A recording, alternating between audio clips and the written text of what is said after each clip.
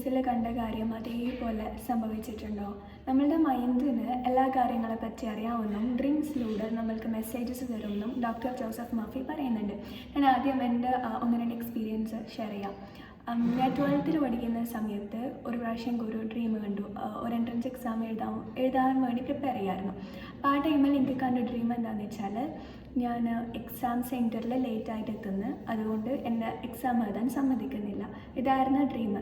അപ്പോൾ ഇത് നടക്കാൻ ഒട്ടും ചാൻസ് ഇല്ല, കാരണം എൻട്രൻസ് എക്സാമിനൊക്കെ പോകുമ്പോൾ വളരെ നേരത്തെ സെൻറ്ററിലെത്തും. പക്ഷേ ഇത് അതേപോലെ സംഭവിച്ചു. കറക്റ്റ് സമയത്ത് റെയിൽവേ സ്റ്റേഷനിലൊക്കെ എത്തി. കണ്ണൂരായിരുന്നു സെൻറ്റർ.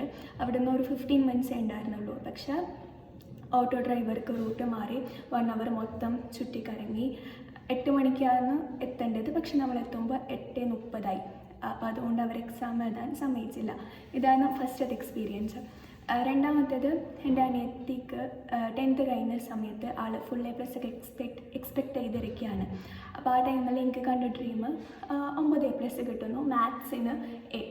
അപ്പോൾ ഫുൾ A+ ആണ് എക്സ്പെക്റ്റ് ചെയ്തിരിക്കുന്നത്. അപ്പോൾ ഒരിക്കലും മാത്സിൽ പോകുന്നു ഒരിക്കലും എക്സ്പെക്റ്റ് ചെയ്യുന്നില്ല. അപ്പോഴാണ് എനിക്ക് ഇങ്ങനെ ഒരു ഡ്രീം കാണുന്നത്. അത് അതേപോലെ സംഭവിച്ചു.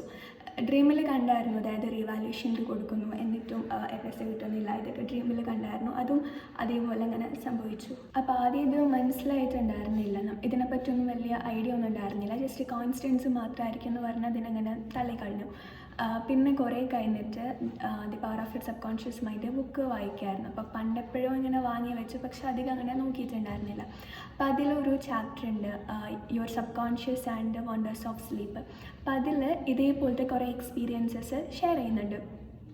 അതിലൊന്ന് രണ്ട് എക്സ്പീരിയൻസസ് പറയാം.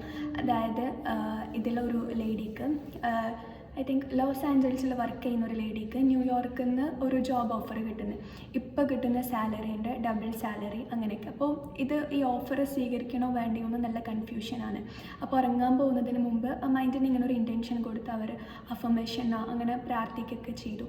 അപ്പോൾ രാവിലെ എണീക്കുമ്പോൾ സ്ട്രോങ് ആയിട്ടുള്ളൊരു ഫീലിംഗ് എന്താണെന്ന് വെച്ചാൽ, ഡ്രീമിന് അങ്ങനെ ഒരു മെസ്സേജ് കിട്ടി, അതായത് എന്തായാലും ആ ഒരു ജോബ് ഓഫർ സ്വീകരിക്കരുതെന്ന്.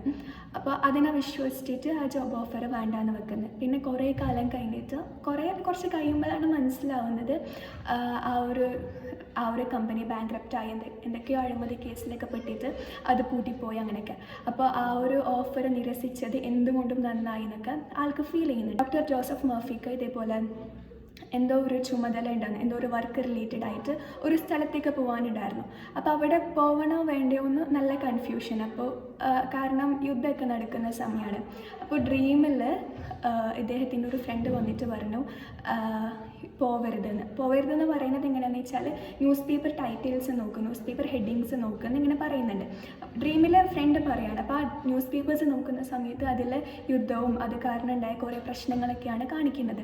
അപ്പോൾ ഇതിൽ നിന്ന് ആൾക്ക് മനസ്സിലാവുന്നത് ഇപ്പോൾ അവിടെ പോകണ്ടാന്ന്. പിന്നെ കുറേ കഴിഞ്ഞിട്ട് ആൾ റിയലൈസ് ചെയ്യുന്നുണ്ട് ആ ഡ്രീമിനെ വിശ്വസിച്ച് പോകാണ്ടിരുന്നത് നന്നായി, ഡ്രീമിലൂടെ ഒരു മെസ്സേജാണ് കിട്ടിയത്. അപ്പോൾ ഡോക്ടർ ജോസഫ് മർഫി പറയുന്നത്, നമ്മളുടെ മൈൻഡിന് എല്ലാ കാര്യങ്ങളെ പറ്റി അറിയാമെന്നും ഡ്രീംസിലൂടെ നമ്മൾക്ക് മെസ്സേജസ് തരും എന്നാണ് ഈ ഒരു ബുക്കിൽ പറയുന്നുള്ളത്. സ്ലീപ്പിൻ്റെ വേറെ പവേഴ്സിനെ പറ്റിയിട്ടൊക്കെ ഈ ഒരു വർക്കിൽ പറയുന്നുണ്ട്. അതായത് നമ്മൾ ഉറങ്ങാൻ പോകുന്നതിന് മുമ്പ് അഫർമേഷൻ, അതേപോലെ ഗ്രാറ്റിറ്റ്യൂഡ്, വിഷ്വലൈസേഷൻ, ഈ കാര്യങ്ങളൊക്കെ പ്രാക്ടീസ് ചെയ്തിട്ടുണ്ടെങ്കിൽ നല്ല ഡിഫറൻസ് ഉണ്ടാവും.